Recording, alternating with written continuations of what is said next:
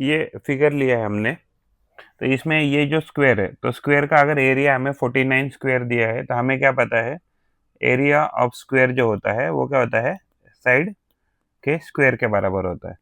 तो यानी कि साइड अगर हम इसकी ए प्रिज्यूम करते हैं, अगर इसकी साइड हम मान लीजिए ए प्रिज्यूम करते हैं, ए स्क्वायर, तो ये कितना दिया है 49।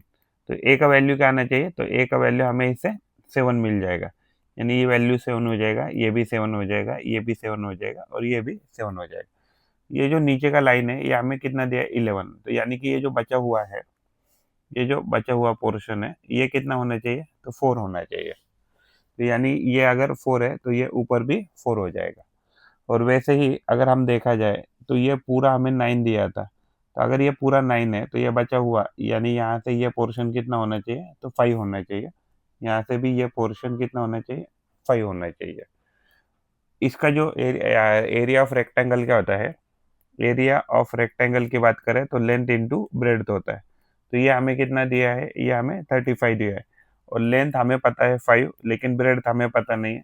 तो ये जो ब्रेड्थ है तो ये हमें पता नहीं, तो हम ब्रेड लिखते हैं यहाँ, यहाँ 5 से डिवाइड, यहाँ 5 से डिवाइड।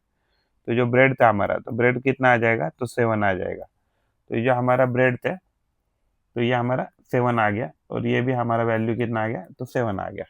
तो इस पर्टिकुलर केस में अगर हमें ये जो शेडेड एरिया बोला है, ये जो है, तो इसका एरिया निकालना था, तो ये भी हमारे लिए एक रेक्टेंगल बन जाएगा। एरिया ऑफ रेक्टेंगल क्या हो जाएगा, लेंथ इंटू ब्रेड्थ हो जाएगा। तो इसमें लेंथ कितना है, ऑलरेडी 4 हमें पता है, लेंथ हमें 4 पता है मान लीजिए, और ब्रेड्थ 7 है, तो क्या जाएगा 28 मीटर स्क्वायर जो है, तो इसका ये वैल्यू आना चाहिए, ये वाला।